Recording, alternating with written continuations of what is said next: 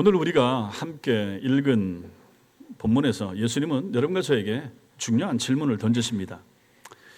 너의 신앙생활은, 네가 지금 하고 있는 신앙생활은 누구를 위한 것이냐? 이걸 물으십니다. 이 질문은 단순해 보이지만 우리의 신앙을 흔드는 근본적인 질문이 될 수가 있습니다.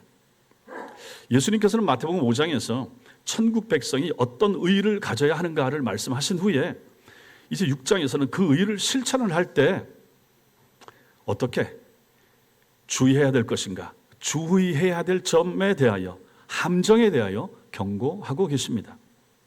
당시 바리새인들처럼 우리도 구제하고 우리도 기도하고 우리도 금식하면서 열심히 신앙생활을 할 수가 있습니다. 하지만 예수님께서 보시는 것은 무엇을 하느냐가 아니라 오늘 말씀을 보니까 왜 하느냐, 여기에 초점이 맞춰 있더라 하는 것입니다. 하나님을 기쁘시게 하려는 순수한 마음인가, 아니면 다른 사람에게 보이고자 하는 은밀한 욕망이 그 속에 묻어 있는가, 하나님은 그것을 보신다 하는 것입니다. 오늘 말씀을 통해서 우리는 참된 경건이 무엇인가를 배우게 됩니다. 그리고 하나님께서 진정으로 기뻐 받으시는 신앙의 모습이 무엇인가, 이걸 배울 수 있습니다. 여러분과 저는 신앙생활 지금까지 해왔고 앞으로도 할 것입니다. 우리가 신앙생활 하는 내내 기억해야 될 말씀인 것이 분명하죠. 어떤 신앙생활을 할 것인가, 어떠한 삶의 모습으로 주님을 섬길 것인가, 오늘 말씀을 통하여 그것을 확인하고 깨닫고 또 그렇게 살아가는 여러분과 제가 될 수 있게 되길 바랍니다. 먼저는 경건의 기본 원리가 있습니다. 예수님께서는 모든 경건한 행위에 적용되는 근본 원리를 제시를 하십니다. 여기 보시면 의가 나오죠. 의, 사람에게 보이려고 그들 앞에서 의를 할 때 의. 5장에서 다뤄온 천국 백성의 의, 그것을 말하는 것입니다. 같은 개념이죠. 의가 뭡니까? 우리가 의인이라고 말하죠. 의인, 의가 무엇인가? 하나님 앞에서 올바른 삶을 말합니다. 하나님 앞에서 합당한 삶, 올바른 삶, 하나님의 뜻에 맞는 삶, 그것을 가지고 그런 삶을 살라고 하는 사람을 의인, 이렇게 부르는 것이죠. 이 의로운 행위를 주님께서는 사람에게 보이려고 해서 안 된다, 이렇게 말씀하십니다. 여기서 보이려고, 이게 뭡니까? 의도적으로 보여주려고, 이런 의미가 되는 것이죠. 다른 사람들의 시선을 의식하고 그들로부터 칭찬이나 인정을 받으려는 목적으로 경건한 행위를 하지 말라, 그런 얘기를 하는 것입니다. 때때로 여러분과 저는 신앙생활을 하면서 우리 자신도 모르는 사이에 다른 사람의 시선을 의식하는 신앙생활을 할 수가 있습니다. 충분히 그럴 수가 있죠. 늘 그런 건 아니죠. 그럼에도 불구하고 그런 때가 있을 수가 있다 하는 것입니다. 저도 마찬가지거든요. 교회에서 헌금할 때 다른 사람이 보고 있다는 생각. 제가 이제 이런 면에서 벗어나고자, 저도 마찬가지고 성도들에게도 마찬가지고, 그래서 뭐 그렇게 안 하는 교회도 많지만 헌금 바구니를 이제 옛날에 많이 돌리고 지금도 돌리는 교회도 있지만 그 잘못된 교회가 아니고, 그런 면에서 그렇게 하지 말자. 그래서 이제 헌금통을 뒤에 놓는 거죠. 그럼 누가 하는지 안 하는지 자기가 알아서 하는 것이고 하나님 앞에 하는 것이니까 이런 게 다 여기에 이제 포함된다 하는 것입니다. 사람들의 눈을 의식하는 거. 또 이제 주보에 헌금한 사람들의 이름을 적는 교회도 있습니다. 그 교회가 잘못한 것 아니죠. 그렇게도 많이 하고 또 그런 면도 또 유익한 면이 있기도 하죠. 그런데 이제 저 같은 경우는 굳이 그렇게 안 해도 된다. 하나님 앞에서 하자. 그런 의미가 여기에 또 담겨 있는 거죠. 봉사할 때도 마찬가지입니다. 기도에 참석하는 것도 마찬가지고. 사람의 눈을 의식 안 하면서 신앙생활을 하면 좋은데 그렇게 하는 분들도 꽤 많이 있지만 또 안 그럴 수도 있는 것입니다. 사람이 눈에 띄거든요. 또 목사가 보잖아요. 뭐 기도회도 마찬가지고 뭐든지 마찬가지고, 토요일날 청소하러 오실 때도 마찬가지고, 그럴 때도 마찬가지로 하는 것입니다. 누구 앞에, 누구 눈에 보이게 그렇게 하지 마시라, 자유하시라, 하나님 앞에서 하시라 하는 것이죠. 다른 사람들이 알아주기를, 봐주기를 바라는 마음, 그러한 미묘한 동기들이 우리의 경건을 오염시킬 수가 있는 것입니다. 오염될 수가 있는 거예요. 순수하지 못할 수가 있다 하는 것입니다. 이걸 주님이 아시는 것이죠. 그래서 말씀하십니다. 그래서 이러한 태도를 경고하시는 것이죠. 하늘에 계신 너희 아버지께 상 받지 못한다, 그런 마음, 그런 의도, 그런 목적을 가지고 하면, 여기서 상이 무엇입니까? 우리의 선행을 통해서 하나님께로부터 무엇을 얻어낸다는 이러한 공로주의적 개념이 아니라 하나님의 은혜로 주어지는 축복과 인정, 이것이 상입니다. 이것을 받지 못한다. 하나님의 축복, 하나님의 인정, 하나님의 옳다하심, 이거 너희가 동기가 순수하지 못하면 그거 못 받는다. 이런 의미가 되는 거죠. 우리의 선행이 하나님께 받아들여지고 기뻐하심을 얻는 것, 이게 바로 상이 되는 것입니다. 반대로 사람에게 보이기 위하여 한다면, 사람의 눈을 의식하기 위한 행위, 그것은 하나님께 받아들여지지 않는다. 야, 너 그거 사람 눈 앞에 보이려고 하는 것이지 내 앞에서 하는 거 아니지 않느냐? 이렇게 이제 하나님은 인정하신다 하는 것이죠. 그렇다면 이것은 영적인 유익을 얻지 못합니다. 하나님이 보시기에 합당한 모습으로 하는 것이 아니라 사람에게 보이기 위한 목적과 의도를 가지고 하는 것을 우리는 모를 수가 있죠. 사람은 모를 수가 있죠. 그러나 하나님은 사람의 마음을 읽으신 거 다 아시죠. 그 동기를 읽으시는 하나님께서 야, 그거 순수하지 못하다. 나하고는 상관이 없다. 이럴 수가 있다 하는 것이죠. 사람들은 칭찬할 수가 있죠. 그러나 하나님은 칭찬하시지 않는다 하는 것입니다. 그래서 이 원리가 우리에게 중요하고, 이 원리를 잘 하려고 하면 무엇이 필요합니까? 우선순위를 분명히 해야 되는 거죠. 우리의 1차적 관심사, 사람이 나를 어떻게 생각할 것인가, 사람이 나를 보고 뭐라고 평가할 것인가, 이거 먼저 생각하지 말라 하는 것입니다. 그게 아니죠. 하나님이 어떻게 볼 것인가, 하나님 앞에서 여러분과 제가 하나님 앞에서 무엇을 하더라도 마찬가지고 그 마음과 그 의도를 가지고 순수하게 하라 하는 것입니다. 그러면 사람이 안 봐도 상관이 없잖아요. 목사가 안 봐줘도 몰라줘도 상관이 없잖아요. 하나님이 아시면 되고, 하나님이 보시면 되고, 하나님이 평가하시면 되니까 아무도 안 봐도 은밀한 중에 어두운 곳에서도 하나님은 보시고 아시고 평가하시니 그분 앞에서 내가 합니다. 이게 중요하다 하는 것이죠. 사무엘상 16장 7절이 이렇게 말합니다. 읽겠습니다. 시작. 사람은 외모를 보거니와 나 여호와는 중심을 보신다. 하나님이 뭘 보신다고요? 누구의 중심입니까? 나의 중심인 거죠. 내 중심 보신다.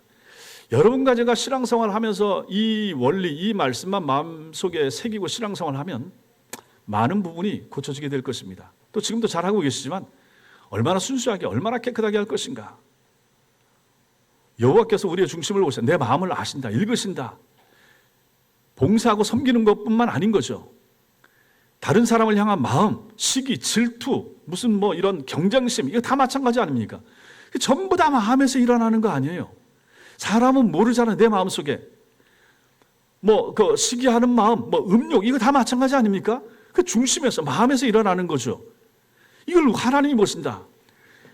이러한 신앙, 이러한 믿음을 가지고 있으면 직장 생활이든지 친구들을 만나든지 어디 가든지 휴가를 가든지 뭐 전철에 있든지 이러한 것으로 우리가 무장을 하고 있으면 행동이, 생각이 얼마나 반듯할 것인가. 하나님이 보신다. 나 아는 사람 아무도 없어요. 그럼에도 불구하고 하나님이 아신다, 보신다. 순수한 그러한 신앙생활을 하게 되지 않겠습니까? 모든 경건한 행위는 하나님 앞에서 하는 것입니다. 믿으시기 바랍니다. 두 번째, 은밀한 구절을 봐야 됩니다. 2절부터 4절까지 해서 예수님께서는 이제 구체적인 예를 들어서 경건의 원리, 은밀한 경건의 원리를 설명을 하십니다. 첫 번째로 다루는 것, 구제입니다. 구제, 돕는 것.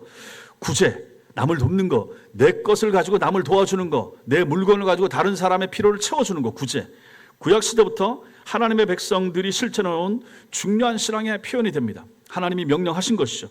신명기 15장, 레위기 25장, 여기 많이 나옵니다. 가난한 사람들 도와주라. 그 사람들 위해서 농사를 하고 뭘 할 때 다 걷어와하지 말고 남겨둬라. 그 사람들도 좀 챙길 수 있게. 이런 거 반복적으로 나옵니다. 자, 그런데 예수님 당시에 바리새인들은 이 선한 행위를 가지고 실천을 하는데 잘못된 방식으로 실천하고 있었던 것이죠. 그래서 예수님은 이걸 다 알죠. 알고 그들을 향하여 책망하십니다. 그리고 부르죠. 뭐라고 부릅니까? 외식하는 자들아. 외식한다. 여기 외식이 뭡니까? 밖에 나가서 식사하는 게 아니고 가면, 연극을 쓰고 가면을 쓰고 연극 무대에서 하는 행동, 이게 바로 외식이라 하는 거죠. 배우들, 탤런트들이 하는 거, 자기 삶, 자기 모습하고 다르잖아요. 그것처럼 그게 바로 외식이라 하는 거죠. 자신의 진짜 모습이 아닌 다른 모습을 연기하는 사람, 배우자, 탤런트, 이게 바로 외식하는 사람. 나팔을 불지 말라라고 말합니다. 이게 뭡니까? 자신이 하는 것을, 자신의 선행을 요란하게 알리지 말라 하는 내용이 되는 것이죠. 그 당시에 바리새인들은 회당, 지금 같은 교회, 또 거리에서 공개적으로 구제하는 것을 드러냅니다. 그리고 이때 사람들의 관심을 끌기 위해서 그러한 행동을 하죠. 내가 남을 이만큼 도와줍니다. 내가 이런 좋은 일을 합니다. 좀 알아주세요. 소리를 내는 거죠. 이걸 가지고 나팔을 분다. 이렇게 말씀하십니다. 은밀하게 안 하는 거죠. 예수님은 이런 행위에 대해서 말씀하시죠. 뭐라고 평가하십니까? 그들은 자기 상을 이미 받았다. 여기 받았다, 받았느니라. 이것은 상거래에서 사용되는 단어입니다. 상거래에서 대금을 완전히 지불 받았다. 대금 지불이 완전히 끝났다. 그 단어가 되는 것입니다. 즉 그들이 원했던 사람들의 칭찬, 인정 다 받았다. 끝났다. 너 그거 원했지? 바리새인들 사람들 앞에 칭찬 받는 거 원했지? 다 받았어. 다른 사람 다 박수 치고 나는 저런 거 못하는데 저분들은 저렇게 하네. 대단하다. 훌륭하다. 박수 치는 거 너 다 받았지? 끝이다. 내가 너한테 줄 상 없다. 땅에서 다 받았으니 이렇게 말씀하시는 것입니다. 우리가 선행을 통해서 사람들로부터 받는 일시적인 칭찬, 인정, 그것이 하나님께 받을 영원한 상급을 잃게 만들 수도 있다라고 하는 것입니다. 이게 참 중요한 부분이 되는 거죠. 신앙생활을 하면서 3절과 4절에서 예수님은 그래서 올바른 구제하는 방법을 또 제시하십니다. 뭐라고까지 말씀하시는가? 오른손이 하는 것을 왼손이 모르게. 이건 불신자들도 이런 표현을 잘 알잖아요. 근데 이게 상식적으로 내 몸에 붙어 있는데 오른손이 하는 것을 왼손이 어떻게 모르게 할 수가 있겠습니까? 그만큼 은밀하게, 그만큼 조용히, 그만큼 드러내지 않고 하라 하는 것이죠. 깊이 해석하면 이 구제를 행하는 자기 자신조차도 자신의 선행을 의식하지 못할 정도로 자연스럽고 겸손하게, 방금 들었던 찬양처럼 낮은 곳에 낮게 그런 사람들은 자기가 행한 것을 드러내지 않죠. 낮고 겸손하게 내가 한 것도 내가 잊어버릴 정도의 선행. 그래서 은밀한 중에 보시는 너희 아버지라고 하는 이 표현이 중요한 것입니다. 우리는 하나님의 특성을 여기서 봅니다. 하나님은 모든 것을 보시는 전지전능하신 분이십니다. 사람들이 보지 못하는 은밀한 곳에서 우리의 행동과 마음까지도 아신다. 믿으시기 바랍니다. 하나님이 이런 분이신 거예요. 이러한 하나님이 우리를 보신다 하는 것이 그 하나님 앞에서 너의 선행을 행하라 라고 하시는 것이죠. 시편 139편 말씀 읽겠습니다. 시작. 여호와여 주께서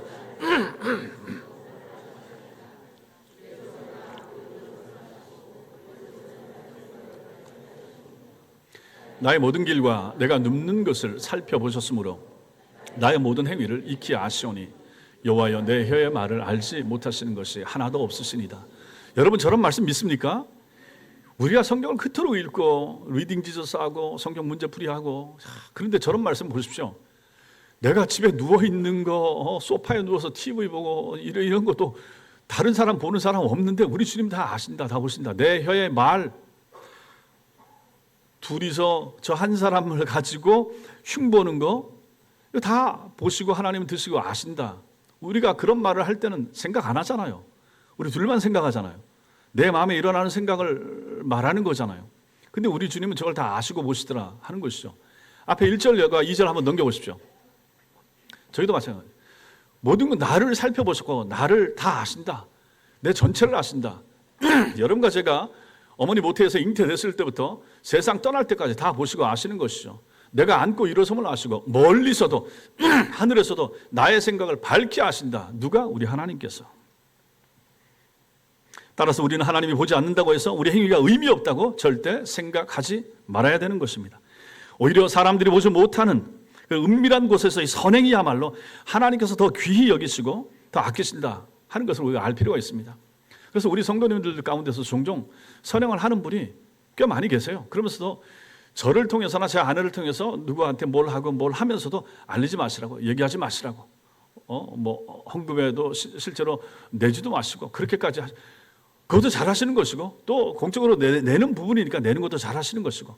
그러나 우리가 전체 생활, 전체 삶, 전체 믿음 생활 자체가 어쨌든 하나님 보시기에 은밀하게 하는 것은 굉장히 선하고 성경적이고 우리 예수님의 가르침과 아주 부합하는 생활이다 하는 것을 우리가 알게 되는 것입니다. 여기 보시면 갚으시리라 그 약속이 나오죠. 하나님께서 여러분과 저 우리의 은밀한 선행을 반드시 보상해 주신다 하는 의미가 여기 다 담겨 있는 것이죠. 갚아주신다. 내 작은 행위, 소자가 어린아이가 지나가는 사람에게, 목마른 사람에게, 소자에게 준 찬물, 냉수 하나도 그 상을 잃지 않는다라고 말씀하셨잖아요. 그 물 한 컵 주는 게 그 무슨 큰 상이 있겠습니까? 그럼에도 불구하고 그거 하나마저도 우리 하나님께서는 다 기억하셨다가 갚아주시더라. 우리 교회 안에서 어린아이들 챙기는 거, 우리 교회 안에서 모세전도에 연세 드신 분들 챙겨주고 하는 거, 우리 저 권사님들이나 뭐 선행을 하시잖아요. 작은 거 하나도 마찬가지고, 구역 모임 할 때도 마찬가지고, 뭐 과일 하나들 대접하는 것도 마찬가지고, 이런 것들이 전부 다 선행이 된다 하는 것이죠. 여러분과 제가 목사인 저한테 잘해주십니다. 예, 그것도 참 감사한 것인데, 우리 성도들 사이에 선행을 행하는 거, 이거 굉장히 귀한 것입니다. 이런 것을 하시라 하는 것이죠. 드러나지 않게, 남 몰래. 우리 코로나 때 그런 거 많이 하셨죠. 참 잘하신 것입니다. 그냥 여기서 물건 저 쿠팡을 통해서 뭘 보내드리고 한 거, 우리 여러 성도들이 그걸 한 걸 또 나중에 알게 되고 참 잘하셨다, 그런 생각이 드는 거죠. 그렇게 하는 것이라 하는 것이죠. 사람들 앞에서, 카메라 앞에서 사진 찍으면서 하는 거 필요할 때도 있지만, 하나님 앞에서 선한 행위는 하나님만이 아시고 사람들이 몰라도 그렇게 하는 것이 진정한 의미가 있고 가치가 있고 진짜 상은 거기서 온다 하는 사실 믿으시기 바랍니다. 그래서 하나님께서 갚아주신다. 그런데 이 보상이 뭡니까? 반드시 물질적인 것만은 아닙니다. 그것도 포함됩니다. 여러분과 제가 하나님 앞에 잘하고 하는 것은 하나님이 갚아주시죠. 우리가 옛날에 그렇게 다 배웠습니다. 뭐 하나님께서 뭘 하면 또 더 목사에게 잘하면 또 하나님께서 물질로 갚아주시고, 뭐 그도 다 맞긴 한데 그 물질적인 보상만이 있는 게 아니라 하는 것이죠. 하나님께서 갚아주시는 것, 영적인 것이 있죠. 영적인 만족, 영적인 기쁨, 마음의 평안, 삶의 의미와 보람, 궁극적으로는 하나님 나라 들어가는 것, 그리고 천국에서 영원한 상급까지 하나님께서 갚아주신다는 사실 믿으시기 바랍니다. 이게 진정한 보상이 되는 것이죠.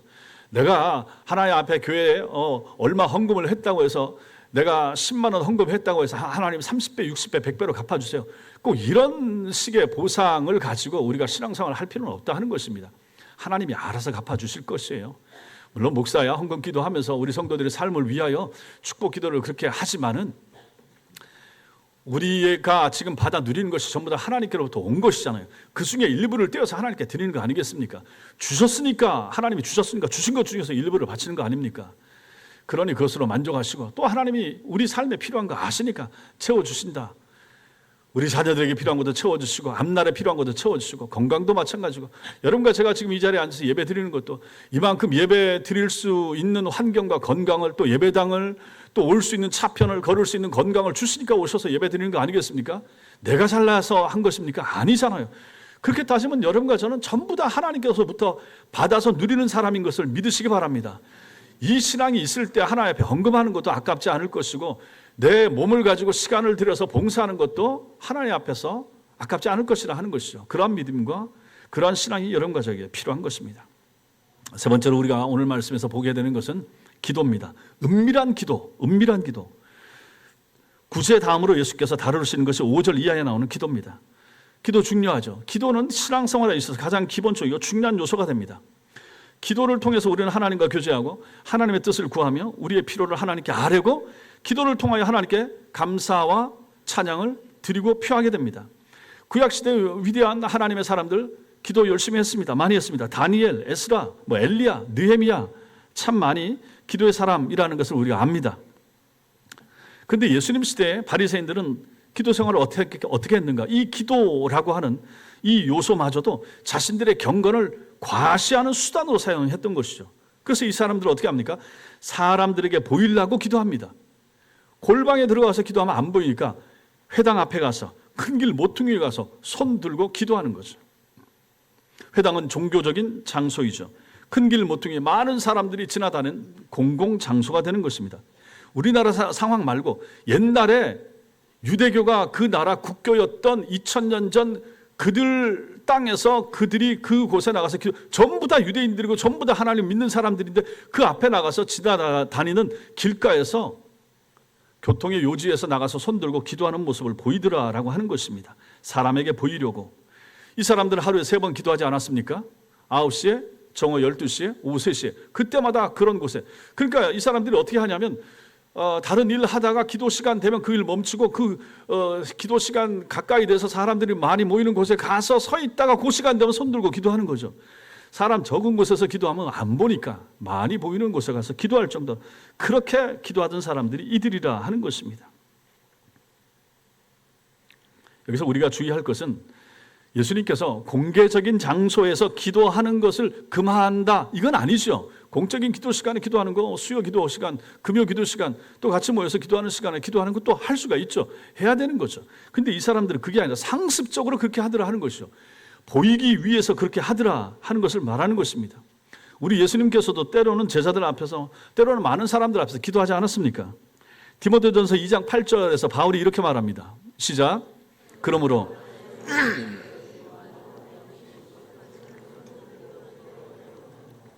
바울도 저렇게 손을 들고 기도할 때는 기도하라고 말한 거예요. 문제가 무엇입니까? 동기가 문제예요. 동기가. 사람들에게 나 기도하는 사람이에요, 나 기도 열심히 해요, 자신의 경건함을 보여주려는 목적으로 기도하는 것, 그것은 바로 잘못이라 하는 것이죠. 이런 기도는 진정한 기도가 아니라 종교적 연기에 불과할 뿐입니다. 이건 특히 저 같은 목사들 앞에 서는 사람들이 주의해야 될 부분일 수도 있는 것입니다. 많이 기도하는 모습을 보여야 되고, 그래서 열심히 기도하는 모습을 보여야 되고, 손 들고 기도하는 거, 그런 사람들에게도 이게 참 중요한 말씀이 되는 거죠. 하나님 앞에서 하라 하는 것이죠. 동기가 중요하다. 이러한 기도는 진정한 기도가 될 수가 없는 것입니다. 이렇게 기도하는 사람들도 예수님 뭐라고 평가하십니까? 이들도 자기 상을 이미 받았다 하는 거죠. 사람들로부터 저 사람 참 기도 열심히 해, 참 경건한 사람이야, 우리 저 바리새인 선생님들 참 훌륭해, 이미 자기 상 다 받은 거예요. 하나님 앞에 받을 상은 없다, 기대할 필요 없다 하는 것이죠. 6절에서 예수님께서는 그래서 참된 기도의 방법을 제시하십니다. 6절, 우리 6절 같이 읽겠습니다. 6절 시작. 너는 기도할 때에 내 골방에 들어가 문을 닫고 은밀한 중에 계신 내 아버지께 기도하라. 은밀한 중에 보시는 내 아버지께서 갚으시리라. 여기 반복되는 단어가 뭐가 나옵니까? 은밀한 중에, 은밀한 중에. 그러니까 이 기도가 얼마나, 기도할 때 이 방법이 얼마나 중요한가. 골방에 들어가, 골방, 창고, 저장실, 이렇게 표현할 수가 있죠. 당시 팔레스타인 집들에는 가장 은밀하고 조용한 공간, 창고, 우리 같은 다락방 이런 곳이겠죠. 근데 물론 이것을 가지고 너무 문자적으로만 그렇게 해석할 필요는 없습니다. 예수님께서 여기서 강조하시는 것은 뭡니까? 물리적인 어떤 장소보다는 마음의 태도입니다. 주중에 우리 중보기도 팀도 마찬가지로 교회 와서 기도하시잖아요. 잘하시는 거죠. 시간 내서 시간 맞춰서 오시는 거 잘하시는 것이고, 먼 분들은 그렇게 할 수가 없죠. 또 분주하거나 한 분들은 그렇게 할 수가 없어요. 그러나 기도 시간을 내는 것은 필요하죠. 그건 내야 되는 거죠. 자기가 만들 수 있는 시간에, 중요한 시간, 그런 시간을 내어서 결국은 마음의 태도가 중요하다 하는 것입니다. 사람들의 시선에서 벗어나서 오직 하나님만을 의식할 수 있는 시간과 장소, 공간, 이게 필요하고, 그러한 기도를 하라 하는 것입니다. 심지어는 이것이 여러분들이 전철을 타고 왔다 갔다 하면서도 기도할 수 있는 것이요. 사람들이 있어도 거기 의식하지 않고 내가 하나님께 몰두하고 집중하면서 기도할 수 있다 그러면 그 공간도 할 수가 있는 것이 되겠죠.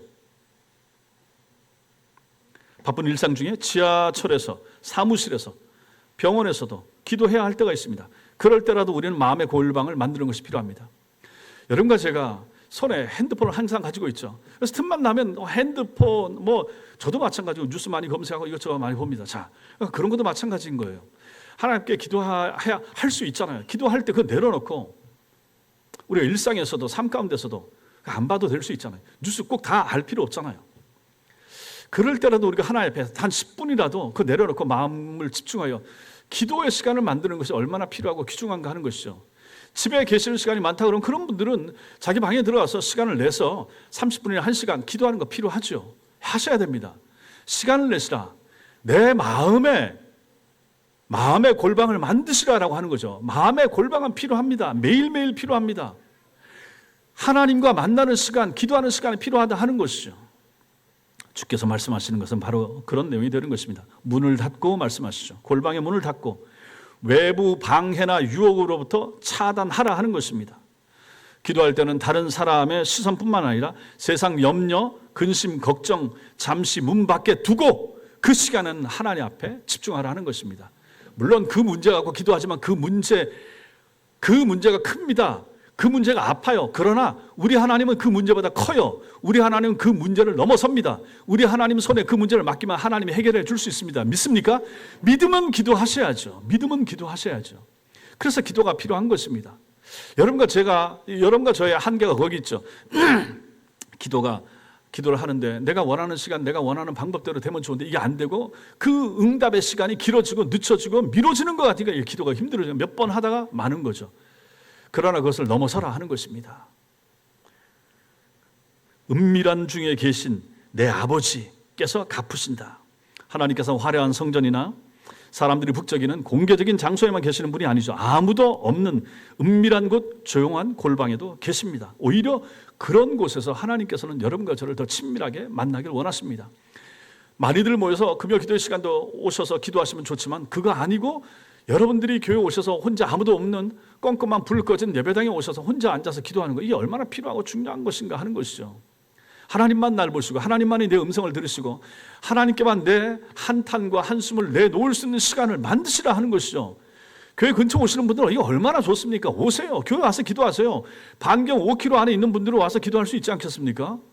아니 걸어서 산책도 하고 저 소래산도 올라가고 호수공원도 걷는데 여기 왜 못 옵니까? 와서 교회도 한번 둘러보시고 공사는 잘 되고 있는가, 비 새는 것은 없는가. 내 집이잖아요. 그렇게 하시기 바랍니다. 물론 다 잘하고 계신데 하나님 앞에서 그러한 마음의 공간을 만드셔서 기도하시라. 기도의 공간은 꼭 필요하다. 집에서, 사무실에서 내가 하나님과 만나는 시간, 성경 읽으시잖아요. 잘하십니다. 그 시간도 참 귀중하지만 성경 읽고 나서 그리고 나서 한 10분, 15분, 30분이라도 하나님 앞에 기도하고 교회를 위해서, 내 구역 식구들을 위해서, 우리 부서를 위하여, 전도의 식구들을 위해서 기도할 거 얼마나 많습니까? 그렇게 한번 해보시라 하는 것이죠. 그걸 누가 보시는가? 주님이 보신다. 하나님이 보신다. 은밀한 중에 계신 내 아버지께서 보신다 하는 것이죠. 자, 여러분들이 개인적인 기도가 필요하고 중요하고 개인적인 기도를 잘해야 또 뭘 잘하게 됩니까? 공동체 기도가 잘하게 되는 거죠. 개인 기도를 잘하는 분들은 공동체 기도, 즉 금요일 기도나 수요일 기도나 이런 기도 모임에 잘 오십니다. 개인 기도를 해보니까 또 열심히 하시니까 공동체 기도의 필요성을 아시고 오게 되는 거죠. 그러니까 개인 기도를 먼저 하셔야 되고 그런 분들은 공동체 기도도 잘 하게 되더라 하는 거죠. 마태복음 18장 20절 말씀 읽겠습니다. 시작. 두세 사람이 내 이름으로 모인 곳에 나도 그들 중에 있다. 이건 예배도 마찬가지고 찬양 연습도 마찬가지고 여러분들이 두세 사람이 주님 이름 모여서 야유회 가고 소풍 가고 마찬가지입니다. 거기에 누가 계신가? 신자들이 있는 공간에 주님이 계신다 믿으시기 바랍니다. 항상 우리는 주님과 함께 하는 사람들이에요. 나 한 사람 있을 때도 세상 끝날까지 함께 하신다고 약속하지 않았습니까? 예수 믿는 내가, 예수 믿는 우리 구역 식구가 우리 모이는데 우리 주님이 계시잖아요. 그거 얼마나 감사합니까? 그러니 우리가 모여서 기도할 때도 마찬가지라 하는 것이죠. 이런 것을 우리 주님이 말씀하시는 것입니다. 아하, 그래서 이게 얼마나 중요한가? 공동체가 얼마나 중요한가? 은밀한 중에 계시는 주님께서 나의 기도를 들으시고 공동체의 기도를 들으신다. 믿으시기 바랍니다. 여기 보시면 다시 한번 갚으리라 이렇게 또 말씀하시죠. 여기서도 하나님은 은밀한 기도를 반드시 응답해 주신다. 이 약속입니다. 이 응답은 우리가 원하는 방식이나 시간에 이루어지지 않을 수도 있지만 하나님께서 반드시 가장 좋은 때, 가장 좋은 하나님의 방법으로 우리의 기도를 들으신다. 믿으시기 바랍니다. 마지막 네 번째, 참된 기도의 특징이 있습니다. 예수님께서는 이제 기도의 방법에 대해서 더 구체적으로 말씀하십니다. 여기 보시면 이방인이 나오죠. 이방인과 같이 7절에 기도할 때 이방인과 같이 중언부언하지 말라. 헬라 로마 문화권의 이 종교적 관습을 말합니다. 그들은 자신들의 신들에게, 이방인들 다른 종교의 신들에게 기도할 때 그들이 어떻게 말을 하는가? 말을 반복해서 하고 화려한 수사학을 동원해서 길게 기도하는 경우가 많다는 것입니다. 이게 바로 이방인과 같이, 그리고 중언부언하지 말라. 중언부언이 뭡니까? 의미 없는 말을 반복하고 또 이렇게 되풀이한다 하는 것입니다. 내용은 없으면서 단지 말만 많은 기도, 이게 바로 이방인이 하는 기도, 중언부언하는 기도라 하는 것이죠. 전에 들었을 때 어떤 분이 그렇게 얘기합니다. 성도들한테 얘기하면서 주기도문을 뭐 300번 하라든가 1000번 하라든가 그러면 소원이 이루어져. 아니 주기도문이 무슨 주문입니까? 그렇게 쓰라고. 그게 얼마나 황당한 얘기인가 하는 것이죠. 그래서 아니 봤더니 그 주기도문 숫자 카운트하는 그 기계도 팔더라고. 기독교 서점에 갔더니 1000번 할 때까지 한 번 주기도문 외우고 한 번. 이게 무슨 염주 돌리는 것도 아니고 왜 그런 식으로 신앙생활을 하게 하는지. 그렇게 하면 주기도문을 1000번 하면 시간 길게 되겠죠. 저도 안 해봐서 모르겠는데 한 2-3시간 가지 않겠습니까? 시간을 길게 하라는 거죠. 어떤 분들은 방언할 수 있습니다. 방언하는 거 좋은데 방언을 소망하는 사람들 가운데 왜 방언하려고 합니까? 하면 방언하면 나는 그 의미가 뭔지 모르는데 길게 할 수 있어서, 방언 길게 할 수 있어서 2시간, 3시간 기도하는 거 좋아가지고 길게 할 수 있어서 하겠다. 그것은 별로 바람직한 모습이 아니라 하는 것이죠. 길게 하는 그 자체가 중요한 게 아닌 거예요. 산기도를 가고 금식 기도를 하고 먼 기도를 하고, 기도의 형태는 크게 문제가 없어요. 중요한 것은 무엇입니까? 하나님 앞에서, 그리고 은밀하게 그 마음 중심을 다하여 하나님께 바치면 되는 것이죠. 근데 이걸 가지고 길게 하는 것이 좋다, 하나님이 무슨 이방 잡신과 같습니까? 길게 하고 주기도원 천분하고 그럼 내 소망이 이루어지고, 그런 식으로 우리의 이 고상한 기독교 신앙과 믿음을 가지고 저급하게 만드는 일을 하지 말라 하는 것입니다. 이게 바로 그 얘기가 되는 거예요. 이방인처럼 중언부언하지 말라. 열왕기상 18장에서 바알의 선지자들이 뭐라고 말합니까? 바알이여 우리에게 응답하소서 하면서, 여기 보면 아침부터 정오까지 반복해서 했던 말이 그겁니다. 바알이여 우리에게 응답하소서, 바알이여 우리에게 응답하소서. 힌두교나 이슬람이나 다 그렇게 반복하는 그 의미 없는, 뭐 의미 있겠죠, 그 짧은 단문, 그걸 계속 반복한다는 얘기입니다. 그렇게 하지 말라 하는 것이죠. 그들이 이렇게 하는 이유가 무엇입니까? 말을 많이 하여야 들을 줄 생각함이라. 그래서 말을 많이 하는 거예요. 긴 시간. 하나님께도 이렇게 적용한다 그러면 이 오해가 된다는 것입니다. 마치 하나님이 우리의 말에 귀를 기울이시지 않는 것처럼. 그래서 하나님 주여 삼창 꼭 해야 하나님이 들으시고, 하나님 멀리 계셔서 너무 크게 막 목소리 질러야 되고, 그렇지가 않다는 것입니다. 우리의 마음의 묵상까지 하나님께서 듣지 않습니까? 크게 할 수 있죠. 크게 해도 됩니다. 작게 해도 상관이 없습니다. 우리가 통성으로 합심기도할 때 크게 하는 거죠. 또 조용하게 기도해야 될 땐 조용하게 하고, 여러분 개인적으로 기도할 때 어떤 형태를 취하도 전혀 상관이 없습니다. 하나님 앞에서만 하시면 된다 하는 것이죠. 그러나 미신적인 방법으로 하지 말라 하는 것입니다. 하나님이 잘 안 들으시니까, 하나님이 뭘 잘 안 주시려고 하니까 때를 쓰고, 금식에서 하나님이 응답 안 해주시면 나 굶어 버릴 거예요, 막 이런 식으로 때를 쓰고, 하나님이 응답 안 해주시면 나 잠 안 잘 거예요, 나 저 철야해요, 이런 식으로 하지 말라는 것입니다. 이방 종교에서 다 그렇게 하거든요. 왜 우리 기독교가 그런 식으로 하느냐 하는 거죠. 구약이나 신약에 나타난 우리 믿음의 선진들이 기도한 그런 형태의 기도 모습들이 있지만은, 그게 그런 식으로 변질돼서 오늘날 우리에게까지 와서는 안 된다라고 하는 것입니다.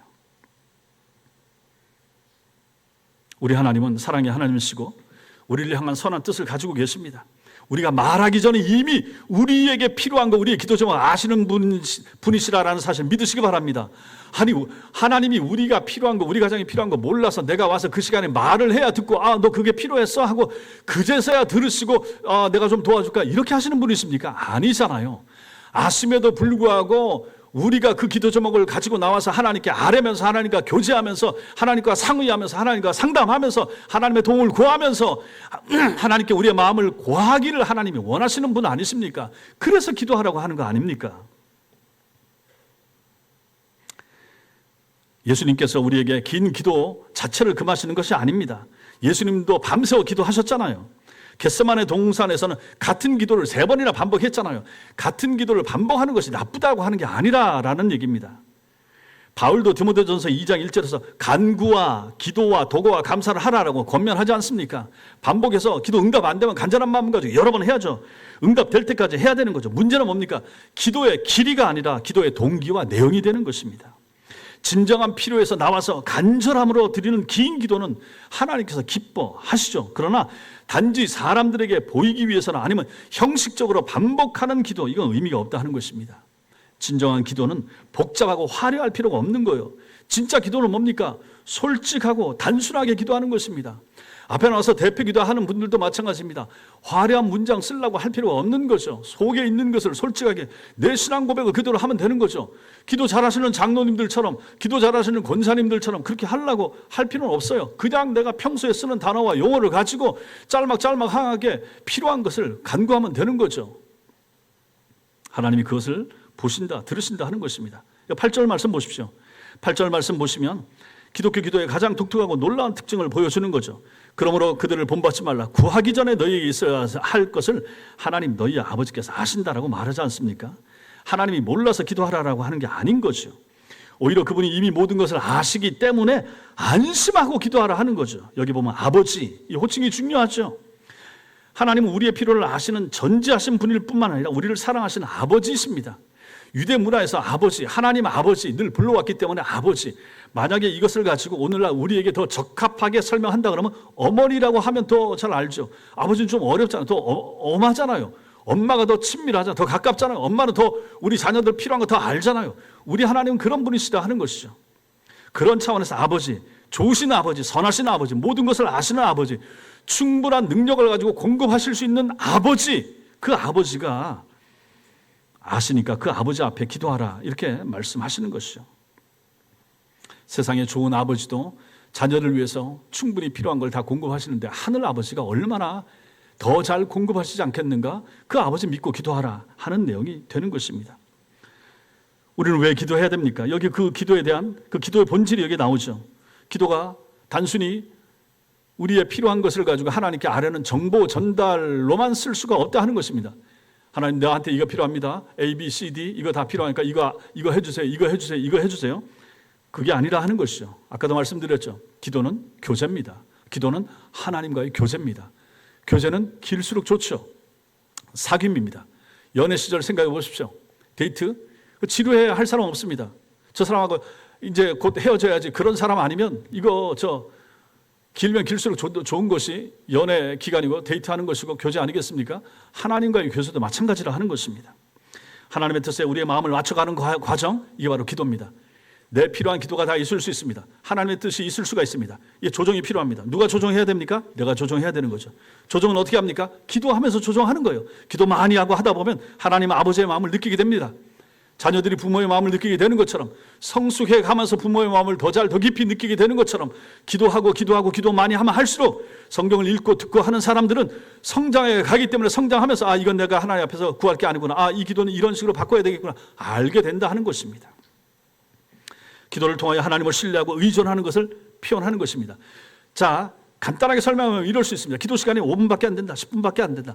하나님을 신뢰하고 의존하는 시간이 하루에 10분밖에 안 되는 거예요. 그렇지 않습니까? 그러니 우리가 기도 시간을 늘려가는 것이 아까도 말씀드렸지만 시간을 늘린 것이 단순하게 그것만 가지고 강조할 수는 없지만 하나님과의 교제 시간, 하나님과의 사귐의 시간, 친교의 시간, 우리는 상담하는 거 좋아하죠. 친구하고 얘기하는 거 좋아하잖아요. 내 문제 가지고 얘기하고 하는 거 좋아하잖아요. 그걸 가지고 하나님 앞에 나와서 하시라 하는 것입니다. 힘든 이유가 무엇입니까? 나만 하는 것 같아. 하나님은 침묵하시고 음성을 안 들려주니까 힘드는 거죠. 그래서 기도를 하기 위해서 노력하고 애쓰는 것이 필요한 것입니다. 하나님은 침묵하셔도 다 들으십니다. 침묵하셔도 가장 좋으신 길을 예비하고 준비하고 계신 분이에요. 그러니 여러분과 제가 마음을 고쳐서 주님 앞에 나와서 시간을 더 늘려가기 위하여 애를 쓰는 거죠. 10분 기도하는 분들은 15분, 그 다음에 30분, 1시간 하나님 앞에 조용하게 한번 앉아 있어 보십시오. 어려워요. 기도가 어려워요. 너무너무 힘들어요. 저도 마찬가지지만 여러분 이것을 연습하셔야 됩니다. 하나님 앞에서 침묵하는 연습.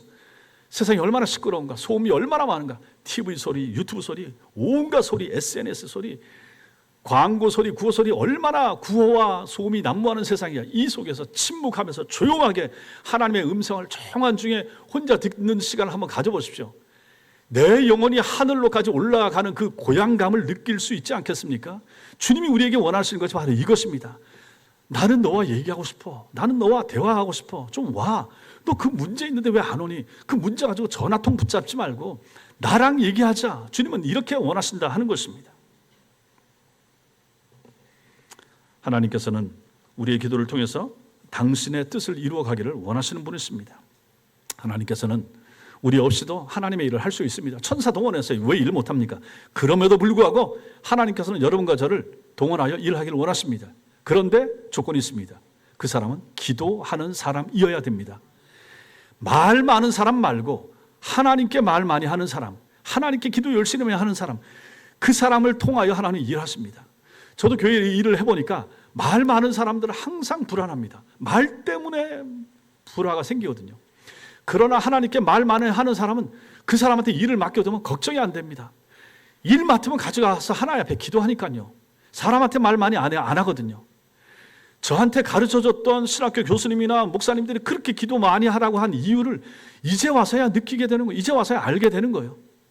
성도들도 마찬가지라는 거예요. 일 맡기고 일 맡아서 기도하는 분들은 돌아볼 필요가 별로 없어요. 일을 잘 해놔요. 그 일 가지고 기도하면서 성실하게 잘 감당하니까요. 근데 기도 안 하고 일 맡아 가는 사람들은 불안한 거예요. 덜그럭 하니까요. 시편 139편 말씀 보겠습니다. 시작. 하나님이여 나를 살피사 내 마음을 아시며 나를 시험하사 내 뜻을 아옵소서. 내게 무슨 악한 행위가 있나 보시고 나를 영원한 길로 인도하소서. 우리가 하나님 앞에서 이런 마음을 가지고 살면서 신앙생활을 하고 기도하면서 살아가야 되지 않겠습니까? 그렇다면 이런 말씀은 여러분과 저에게 얼마나 큰 위로가 됩니까? 우리가 실제로 기도하면서 언제는 너무 힘들거나 어려운 일이 생기면 어떻게 기도해야 될 것인가 모를 때도 있습니다. 우리 상황이 너무 복잡하거나 우리 마음이 너무 혼란스러워서 말로 표현하지 못할 때가 있을 수가 있습니다. 그럴 때도 여러분과 저는 안심할 수가 있습니다. 왜 그렇습니까? 하나님께서 이미 우리 필요를 다 알고 계시기 때문입니다. 이걸 잘 보여주는 말씀이 로마서 8장 26절입니다. 시작. 이와 같이 성령도 우리의 연약함을 도우시나니 우리는 마땅히 기도할 바를 알지 못하나 오직 성령이 말할 수 없는 탄식으로 우리를 위하여 친히 간구하시니라. 여러분과 제가 기도하지 않고도 잘 살 수 있는 비결이 여기 있습니다. 그러니 성도 여러분 기도하셔야 됩니다. 기도하지 않고도 한 주간 기도하지 않고도 하루를 기도하지 않고도 여러분들이 살아갈 수 있는 그 힘과 그 비결, 그 비법이 어디 있습니까? 성령께서 여러분과 저를 위하여 말할 수 없는 탄식으로 기도하지 않는 여러분과 저를 위하여 성령께서 또 하나님 보좌 우편에서 우리 예수님께서 여러분과 저를 위하여 매일매일 날마다 기도하시기 때문에 그 기도의 힘 가지고 기도하지 않는 여러분과 제가 기도할 수 있는 것입니다. 그러니 이런 걸 생각하면 얼마나 죄송합니까? 내가 기도해야 되는데 내 기도 안 하니까 하나님이 예수님을 통하여 성령을 통하여 기도하게 하시고 그분들의 기도를 통하여 우리의 삶을 형통케 하신다. 감사하면서도 죄송한 거 아니겠습니까? 그럼 이제 우리가 기도해야죠. 우리의 문제를 가지고 하나님 앞에 나가서 열심히 간구하는 여러분과 제가 될 수 있게 되길 바랍니다. 사랑하는 성도 여러분, 여러분과 저의 신앙생활을 돌아보십시오. 여러분의 구제, 기도, 모든 경건한 행위들, 봉사, 충성, 헌금하는 것도 마찬가지고 이게 정말 하나님을 위한 것인가 돌아보십시오. 아니면 다른 사람의 시선이나 누구를 의식하는 것인가. 만약에 후자라면 우리는 그걸 고쳐야 됩니다. 작은 것부터 고쳐나가야 됩니다. 아무도 보지 않는 곳에서 누군가를 위해 기도하는 것, 은밀하게 선행을 실천하는 것, 골방에서 하나님과 진실한 시간을 가져보는 것, 이거부터 해 나가셔야 되는 것입니다. 그런 노력들 속에서 우리는 놀라운 사실을 발견하게 됩니다. 사람들의 인정, 사람들의 칭찬보다 훨씬 더 강력한, 더 깊은 하늘로부터 오는 기쁨, 하나님이 주시는 만족감, 평안, 확신, 이것을 맛보게 될 것입니다. 이걸 아는 사람들은 이걸 포기할 수가 없죠. 이 맛을 알게 되니까 더 은밀하게, 더 성실하게, 더 잘 충성하고 헌신하고 기도하고 구제하고 봉사하게 되는 것입니다. 누가 보든 안 보든 상관없이 하나님 앞에서 한다. 아니 목사가 와서 뭐 할 것입니까? 다른 장로님이 다른 성도들이 봐서 뭐 어떤 칭찬을 얻겠습니까? 전혀 필요 없는 거죠. 하나님이 보시고 아시면 하나님이 사람들 마음을 움직이십니다. 그래서 그 사람을 높여주시고 더 큰 일을, 더 많은 일을 맡겨주시는 것이죠. 내가 스스로 나를 높이거나 할 필요는 전혀 없는 것입니다. 믿으시기 바랍니다. 이렇게 여러분과 제가 신앙생활을 하시면서 앞으로도 신앙생활을 하시는 모든 순간에 은밀한 경건, 은밀한 기도, 은밀한 구제, 은밀한 봉사, 은밀한 충성을 하나님 앞에서 잘 감당하시는, 그리하여 하나님 앞에서부터 오는 참된 인정, 참된 칭찬, 참된 상급이 여러분들의 것이 될 수 있게 되기를 주님의 이름으로 축원합니다. 기도하겠습니다.